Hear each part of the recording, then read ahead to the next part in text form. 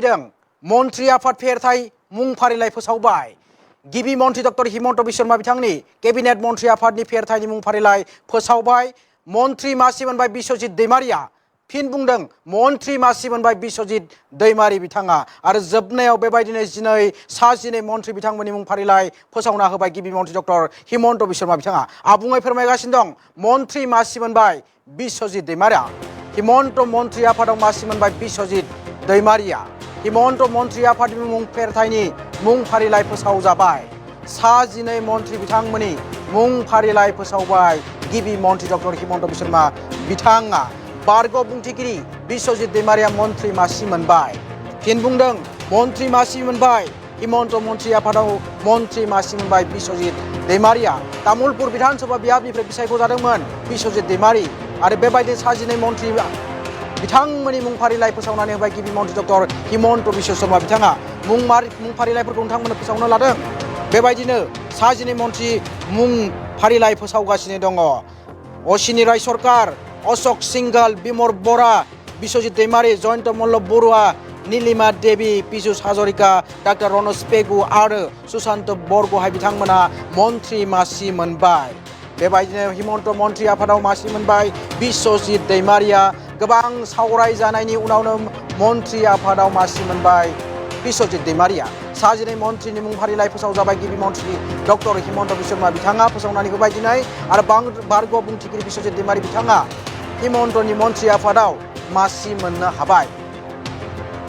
मन्त्रि आफादाव अश्विनी राय सरकार अशोक सिंघल बिमल बरा बिश्वजित दैमारि जयन्त मल्ल बरुवा नीलिमा देवी पीयूष हाजरिका डाक्टर रनज पेगु आरो सुशांत बरग'हाय बिथांमोना मन्त्रि मासि मोननो हाबाय आरो बेबायदिनो गाबोन खानापारायाव थानाय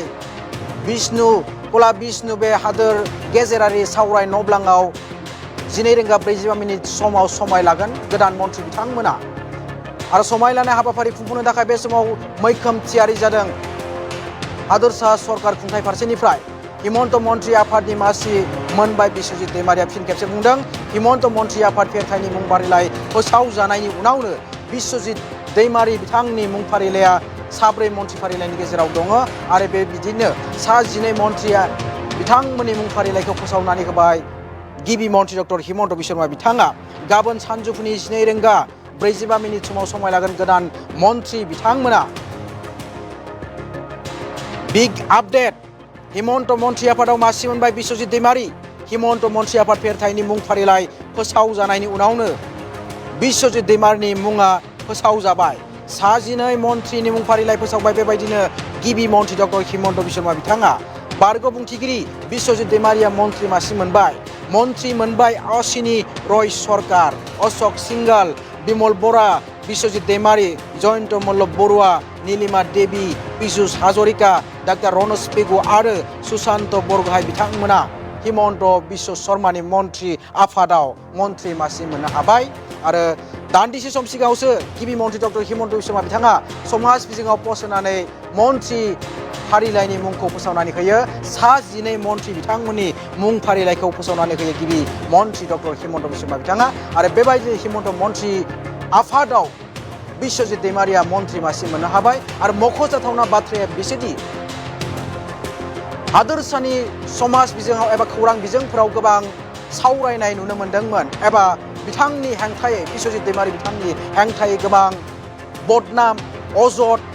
बेबायदिनो जाख्ल'नायनि गोबां रादाब फोसावजानाय नुदोंमोन आरो गोबां समाज बिजोङाव सावरायदोंमोन हादोरसानि समाज बिजोङाव आरो बेबायदिनो जोबनायाव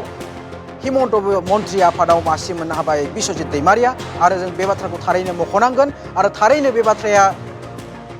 जानो हागौ मन्त्रि आफादनिफ्राय बिथांखौ मुं फारिलाइनिफ्राय दाननो थाखाय बिथांनि मुंखौ बदनाम खालामनो थाखाय आरो एबा फाव फान्दायनायनि खैसार सोलिदोंमोन नामा बे मोनसे गेदेर सोंथि बेरखांदों आरो समाज बिजोङावनो बेबायदिनो गोबां राजखान्थि खोलोमाव मैखोम बिजाथाय सोमजिदोंमोन आरो जोबनायाव दिनै फैयै फैयै हिमन्त बिश्व शर्मा दैदेननाय मन्त्रि आफादाव बिश्वजित दैमारिनि मुङा फोसावजाबाय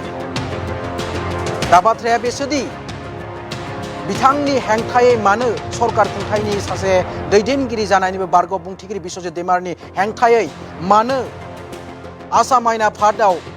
जौगाथायनि बिथिङाव खामानि मावनाय बिश्वजित दैमारि बिथांनि हेंथायै मानो बदनाम आरो बिथांनि हेंथायै जाख्ल'नाय आरो खान्थि बादगानि अजद लाबोनानै बिथांनि हेंथायै मोनसे गेदेर अजद लाबोदोंमोन गोबां गौथुमफोरा आरो सानैसो मन्थ्रि बिथांमोनाबो बिथांनि हेंथायै बेरेखा दोलोनि दैदेनगिरि बिथांमोनाबो बिजाथाय फोरमायदोंमोन आरो जोबनायाव दिनै हिमन्त बिश्व शर्मा बिथाङा गावनो मन्थ्रि आफाद फेरथायनि मुं फारिलाइ फोसावनानै होयो जेरावनोखि बारग' बुंथिगिरि बिश्वजित दैमारि बिथांनि मुं फारिलाइया दङ आरो बेबायदिनो जिनै मन्थ्रि आफादनि मुं फारिलाइखौ फोसावनानै होयो गिबि मन्थ्रि डक्टर हिमन्त बिश्व शर्मा बिथाङा। हिमन्त मन्थ्रि आफादाव मासि मोनबाय बिश्वजित दैमारि फिन खेबसे बुंदों हिमन्त मन्थ्रि आफाद फेरथायनि मुं फारिलाइ फोसावजाबाय जेराव बारग' बुंथिगिरि बिश्वजित दैमारि बिथांनि मुं नुनो मोनदों। हिमन्तनि मन्थ्रि आफादाव मासि मोनबाय बिश्वजित दैमारि जिनै मन्थ्रिनि मुं फारिलाइ फोसावनानै होदों गिबि मन्थ्रि डक्टर हिमन्त बिश्व शर्माया आरो बारग' बुंथिगिरि बिश्वजित दैमारि बिथाङाबो मन्थ्रि मासि मोननो हाबाय। लोगोसे मन्थ्रि मासि मोननो हादों अश्विनी रय सरकार, अशोक सिंघाल, बिमल बरा, बिश्वजित दैमारि, जयन्त मल्ल बरुवा, नीलिमा देवी, पीयूष हाजरिका, डाक्टर रनज पेगु आरो सुशांत बरगहाय बिथांमोना मन्थ्रि मासि मोननो हाबाय। गाबोन सानजौफुनि 12:45 समाव समाय लागोन बिथां गोदान मन्थ्रि बिथांमोना आरो बिश्वजित दैमारि बिथाङाबो गाबोन सासे मन्थ्रि महरै समाय लागोन आरो मख'जाथावना बाथ्राया बिसोरदि हादोरसानि राजखान्थियाव ट्राइबेल एबा बर'फोरनि फारसेनिफ्रायबो सानै मन्थ्रि मासि मोननो हाबाय हिमन्त बिश्व शर्मा दैदेननाय मन्थ्रि आफादाव बेखौ थारैनो जोङो मख'नांगोन आरो बेबायदिनो बिश्वजित दैमारिनि हेंथायै गोबां हादोरसानि खौरां बिजोङाव गोबाङै अजद लाबोनाय आरो नंखाय बदनाम खालामनाय बायदि जोङो रादाब फोसावनायखौ जों नुनो मोननाय जादोंमोन आरो गोबां आफाद गौथुमफोरा बिथांनि हेंथायै बेबायदिनो अजद लाबोदोंमोन खान्थि बादगानि जेरावनोखि मन्थ्रि आफादनिफ्राय एबा मन्थ्रि मासिनिफ्राय बिथांखौ दाननायनि एबा मन्थ्रि मासि मोनहोयैनि बिथांखौ मन्थ्रि मासिनिफ्राय बोखारनायनि मोनसे फाव फान्दायनाय खैसार सादोंमोन नामा बेखौ लानानैबो जोङो बड' लाइभ 24% जों रादाब फोसावदोंमोन आरो जोबनायाव दिनै फैयै बिथांनि जि दैदेनगिरि सासे बिजेपिनि दैदेनगिरि बर' दैदेनगिरि महरै बिथांनि दिनै गोख्रोंथिया रोखा जाबाय हिमन्त बिश्व शर्मा दैदेननाय मन्थ्रि आफादाव बिथाङा थारैनो मन्थ्रि मासि मोननो हाबाय आरो बिथांखौ मन्थ्रि मासिनिफ्राय दाननो थाखाय गोबां राजखान्थि गोरोबाव खैसार सानाय जोङो नुनो मोन्दोंमोन थारैनो बुंनो नांगोन आरो बिथाङा दिनै हिमन्त बिश्व शर्मा दैदेननाय मन्थ्रि आफादाव मन्थ्रि मासि मोननो हाबाय थारैनो बे बर' रायजोफोरनि थाखाय मोनसे गोग्गाथाव आरो बे समाव हिमन्त बिश्व शर्मा दैदेननाय मन्थ्रि आफादाव दासान्दि सानै मन्थ्रि मासि एबा सानै बर' मन्थ्रि मोननो हाबाय बिपिएफ दोलोनिफ्राय सरन बर' आरो बिजेपिनि खुंथाय दोलोनि फारसेनिफ्रायनो बारग' बुंथिगिरि मानगोनां बिश्वजित दैमारि बिथाङा मन्थ्रि मोननो हाबाय आरो बारग' बुंथिगिरि बिश्वजित दैमारिखौ बेबाराव जोङो मन्थ्रि महरै नुनो मोनसिगोन। हादोरसानि राजखान्थियाव बर'फोरनि थाखाय बेयो मोनसे गेदेर रादाब जेरावनोखि हिमन्त बिश्व शर्मा दैदेननाय हिमन्त 2.0 सरकारनि बेयो एनडि सरकारनि मोनसे बर'फोरनि राजखान्थि फोथाराव बिश्वजित दैमारिनि गोख्रोंथि थारैनो बुंनो नांगोन आरो बे समाव बर' दैदेनगिरि महरै सानै मन्थ्रि मोननो हाबाय हिमन्त बिश्व शर्मा दैदेननाय सरकाराव आरो बेबायदिनो गाबोन बिथांमोना गोदान मन्थ्रि महरै समाय लागोन हिमन्त बिश्व शर्मा दैदेननाय मन्थ्रि आफादाव मन्थ्रि मासि मोननो हाबाय बारग' बुंथिगिरि बिश्वजित दैमारि बिथाङा गाबोन खानापारानि ज्योति बिष्णु हादोर गेजेरारि सावराय नब्लाङाव बिथांमोना गोदान मन्थ्रि महरै हादोरसानि मन्थ्रि महरै समायखिरा लागोन आरो बेबायदिनो हादोरसा खोलोबाव राजखान्थियाव बेबायदिनो दुंखाव थासारिया सोमजिदों जानो हागौ बेबायदिनो हादोरसा खोलोबाव मैखोम बिजाथाय सोमजिदोंमोन मन्थ्रि मासिखौ लानानै आरो गोबां एमएलए बिथांमोनाबो उसुखुथु थासारियाव दंमोन आरो जोबनायाव हिमन्त बिश्व शर्मा बिथाङा दिनै दान्दिसे सम सिगाङावसो बेबायदिनो समाज बिजोङाव जिनै मन्थ्रि फेहेरथायनि मुं फारिलाइखौ फोसावनानै होबाय आरो जोबनायाव जिनै मन्थ्रि मुं फारिलाइफोरनि फेहेरथायनि मुं फारिलाइखौ फोसावनानै होयो हिमन्त बिश्व शर्मा बिथाङा आरो बेबायदिनो बारग' बुंथिगिरि बिश्वजित दैमारि बिथाङा मन्थ्रि मासि मोननो हाबाय आरो मन्थ्रि मोनबाय बेबायदिनो बिश्वजित दैमारिजों लोगोसे अश्विनी रय सरकार, अशोक सिंघाल, बिमल बरा, बिश्वजित दैमारि जयন্ত मल्ल बरुवा नीलिमा देवी पीयूष हाजरिका डाक्टर रनज पेगु आरो सुशांत बरग'हाय बिथांमोना मन्त्रि मासि मोननो हाबाय आरो मख'जाथावना बाथ्रासि थांनाय हिमन्त बिश्व शर्मा दैदेननाय सरकाराव हिमन्त 1.0 सरकाराव बेबायदिनो गागि मन्त्रि एबा दैदेनगिरि महरै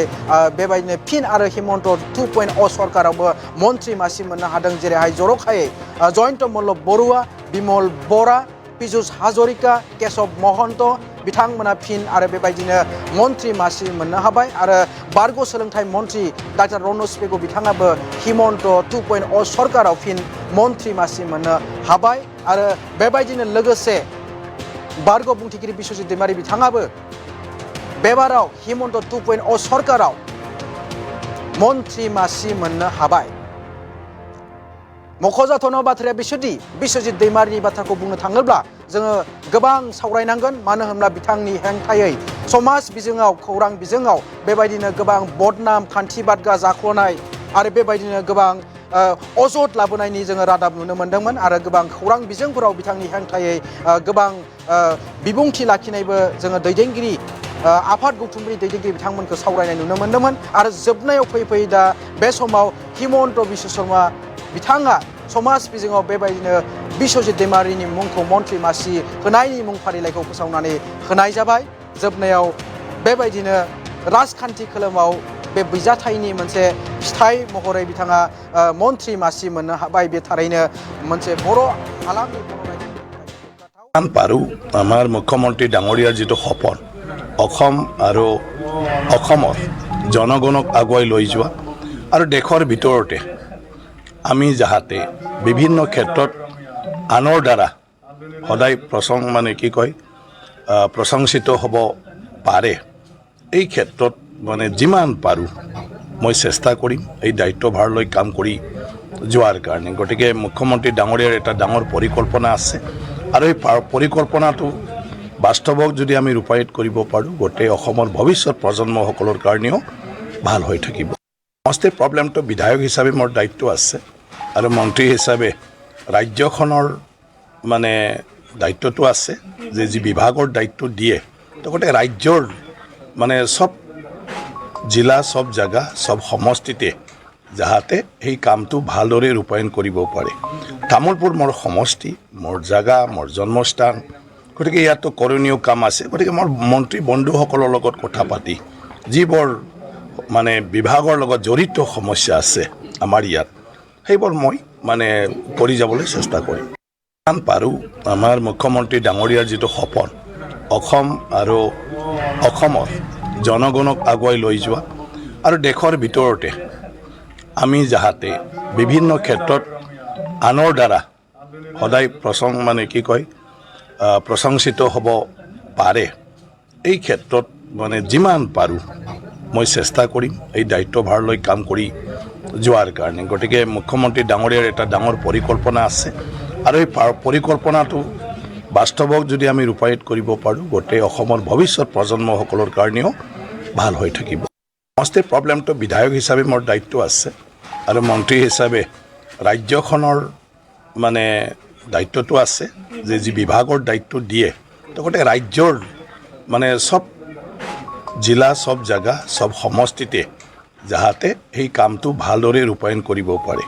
তামোলপুৰ মোৰ সমষ্টি মোৰ জাগা মোৰ জন্মস্থান গতিকে ইয়াতো কৰণীয় কাম আছে গতিকে মোৰ মন্ত্ৰী বন্ধুসকলৰ লগত কথা পাতি যিবোৰ বিভাগৰ লগত জড়িত সমস্যা আছে আমাৰ ইয়াত সেইবোৰ মই কৰি যাবলৈ চেষ্টা কৰিম পাৰোঁ আমাৰ মুখ্যমন্ত্ৰী ডাঙৰীয়াৰ যিটো সপোন অসম আৰু অসমৰ জনগণক আগুৱাই লৈ যোৱা আৰু দেশৰ ভিতৰতে আমি যাহাতে বিভিন্ন ক্ষেত্ৰত আনৰ দ্বাৰা সদায় প্ৰশংসিত হ'ব পাৰে এই ক্ষেত্ৰত যিমান পাৰোঁ মই চেষ্টা কৰিম এই দায়িত্বভাৰ লৈ কাম কৰি যোৱাৰ কাৰণে গতিকে মুখ্যমন্ত্ৰী ডাঙৰীয়াৰ এটা ডাঙৰ পৰিকল্পনা আছে আৰু এই পৰিকল্পনাটো বাস্তৱক যদি আমি ৰূপায়িত কৰিব পাৰোঁ গোটেই অসমৰ ভৱিষ্যত প্ৰজন্মসকলৰ কাৰণেও নহয় ছাৰ প্ৰথম প্ৰতিক্ৰিয়াটো হ'ল মই যিহে অৱস্থা চলি আছে এই ৩-৪ দিনত মোৰতো সেইবিলাক কোনো ভাবেই নাছিলে প্ৰথমটো হ'ল মোৰ ওপৰত যিটো এটা অপপ্ৰচাৰ চলায় যিটো এটা বেয়াকৈ মানে বিভিন্ন ছ'চিয়েল মিডিয়া বা সংবাদ মাধ্যমতো তেনেকুৱা ধৰণৰ বাতৰি প্ৰকাশ হৈছিলে মানে মোৰ থাকিবলৈ জেগা নাছিলে মানে ঘৰত থাকিলেও ঘৰৰ মানুহখিনিৰ সদায় চিন্তা আৰু ইয়াৰ মাজতে যে মোক আজি মন্ত্ৰীসভাত যে অন্তৰ্ভুক্ত কৰিব মইতো ভাবাই নাছিলোঁ গতিকে মই ধন্যবাদ জনাইছোঁ মুখ্যমন্ত্ৰী ডক্টৰ হিমন্ত বিশ্ব শৰ্মা ডাঙৰীয়া এনেকুৱা এটা পৰিস্থিতিৰ মাজতো মোৰ ওপৰত বিশ্বাস ৰাখি আজি যিটো এটা দায়িত্ব প্ৰদান কৰিলে গতিকে সেইমতে সদায় একেলগে কাম কৰি আহিছোঁ আৰু যি দায়িত্ব দিয়ে সেই দায়িত্ব লৈয়ে যিমান পাৰোঁ আগৰ নিচিনাকৈ কাম কৰি যাম গতিকে তেখেতৰ লগতে আমাৰ প্ৰধানমন্ত্ৰী গৃহমন্ত্ৰী আৰু ৰাষ্ট্ৰীয় আমাৰ সভাপতি আৰু আমাৰ ৰাজ্যিক মানে সভাপতি দিলীপ শইকীয়া ডাঙৰীয়া আৰু যিমানখিনি ইয়াৰ লগত মানে জড়িত তেখেতসকলক মই ধন্যবাদ জ্ঞাপন কৰিছোঁ যিমান পাৰোঁ আমাৰ মুখ্যমন্ত্ৰী ডাঙৰীয়াৰ যিটো সপোন অসম আৰু অসমৰ জনগণক আগুৱাই লৈ যোৱা আৰু দেশৰ ভিতৰতে আমি যাহাতে বিভিন্ন ক্ষেত্ৰত আনৰ দ্বাৰা সদায় প্ৰশংসিত হ'ব পাৰে এই ক্ষেত্ৰত মানে যিমান পাৰোঁ মই চেষ্টা কৰিম এই দায়িত্বভাৰ লৈ কাম কৰি যোৱাৰ কাৰণে গতিকে মুখ্যমন্ত্ৰী ডাঙৰীয়াৰ এটা ডাঙৰ পৰিকল্পনা আছে আৰু এই পৰিকল্পনাটো বাস্তৱক যদি আমি ৰূপায়িত কৰিব পাৰোঁ গোটেই অসমৰ ভৱিষ্যত প্ৰজন্মসকলৰ কাৰণেও ভাল হৈ থাকিব সমষ্টিৰ প্ৰব্লেমটো বিধায়ক হিচাপে মোৰ দায়িত্ব আছে আৰু মন্ত্ৰী হিচাপে ৰাজ্যখনৰ মানে দায়িত্বটো আছে যে যি বিভাগৰ দায়িত্ব দিয়ে তো গোটেই ৰাজ্যৰ মানে চব জিলা চব জেগা চব সমষ্টিতে যাহাতে সেই কামটো ভালদৰে ৰূপায়ণ কৰিব পাৰে তামোলপুৰ মোৰ সমষ্টি মোৰ জেগা মোৰ জন্মস্থান গতিকে ইয়াতো কৰণীয় কাম আছে গতিকে মোৰ মন্ত্ৰী বন্ধুসকলৰ লগত কথা পাতি যিবোৰ মানে বিভাগৰ লগত জড়িত সমস্যা আছে আমাৰ ইয়াত সেইবোৰ মই মানে কৰি যাবলৈ চেষ্টা কৰিম নহয় ছাৰ প্ৰথম প্ৰতিক্ৰিয়াটো হ'ল মই যিহে অৱস্থা চলি আছে এই ৩-৪ দিনত মোৰতো সেইবিলাক কোনো ভাবেই নাছিলে প্ৰথমটো হ'ল মোৰ ওপৰত যিটো এটা অপপ্ৰচাৰ চলায় যিটো এটা মানে বেয়াকৈ মানে বিভিন্ন ছ'চিয়েল মিডিয়া বা সংবাদ মাধ্যমতো তেনেকুৱা ধৰণৰ বাতৰি প্ৰকাশ হৈছিলে মানে মোৰ থাকিবলৈ জেগা নাছিলে মানে ঘৰত থাকিলেও ঘৰৰ মানুহখিনিৰ সদায় চিন্তা আৰু ইয়াৰ মাজতে যে মোক আজি মন্ত্ৰীসভাত যে অন্তৰ্ভুক্ত কৰিব মইতো ভাবাই নাছিলোঁ গতিকে মই ধন্যবাদ জনাইছোঁ মুখ্যমন্ত্ৰী ডক্টৰ হিমন্ত বিশ্ব শৰ্মা ডাঙৰীয়া এনেকুৱা এটা পৰিস্থিতিৰ মাজতো মোৰ ওপৰত বিশ্বাস ৰাখি আজি যিটো এটা দায়িত্ব প্ৰদান কৰিলে গতিকে সেইমতে সদায় একেলগে কাম কৰি আহিছোঁ আৰু যি দায়িত্ব দিয়ে সেই দায়িত্ব লৈয়ে যিমান পাৰোঁ আগৰ নিচিনাকৈ কাম কৰি যাম গতিকে তেখেতৰ লগতে আমাৰ প্ৰধানমন্ত্ৰী গৃহমন্ত্ৰী আৰু ৰাষ্ট্ৰীয় আমাৰ সভাপতি আৰু আমাৰ ৰাজ্যিক মানে সভাপতি দিলীপ শইকীয়া ডাঙৰীয়া আৰু যিমানখিনি ইয়াৰ লগত মানে জড়িত তেখেতসকলক মই ধন্যবাদ জ্ঞাপন কৰিছোঁ যিমান পাৰোঁ আমাৰ মুখ্যমন্ত্ৰী ডাঙৰীয়াৰ যিটো সপোন অসম আৰু অসমৰ জনগণক আগুৱাই লৈ যোৱা আৰু দেশৰ ভিতৰতে আমি যাহাতে বিভিন্ন ক্ষেত্ৰত আনৰ দ্বাৰা সদায় প্ৰশংসিত হ'ব পাৰে এই ক্ষেত্ৰত মানে যিমান পাৰোঁ মই চেষ্টা কৰিম এই দায়িত্বভাৰ লৈ কাম কৰি যোৱাৰ কাৰণে গতিকে মুখ্যমন্ত্ৰী ডাঙৰীয়াৰ এটা ডাঙৰ পৰিকল্পনা আছে আৰু এই পৰিকল্পনাটো বাস্তৱক যদি আমি ৰূপায়িত কৰিব পাৰোঁ গোটেই অসমৰ ভৱিষ্যত প্ৰজন্মসকলৰ কাৰণেও ভাল হৈ থাকিব সমষ্টিৰ প্ৰব্লেমটো বিধায়ক হিচাপে মোৰ দায়িত্ব আছে আৰু মন্ত্ৰী হিচাপে ৰাজ্যখনৰ মানে দায়িত্বটো আছে যে যি বিভাগৰ দায়িত্ব দিয়ে তো গোটেই ৰাজ্যৰ মানে চব জিলা চব জেগা চব সমষ্টিতে যাহাতে সেই কামটো ভালদৰে ৰূপায়ণ কৰিব পাৰে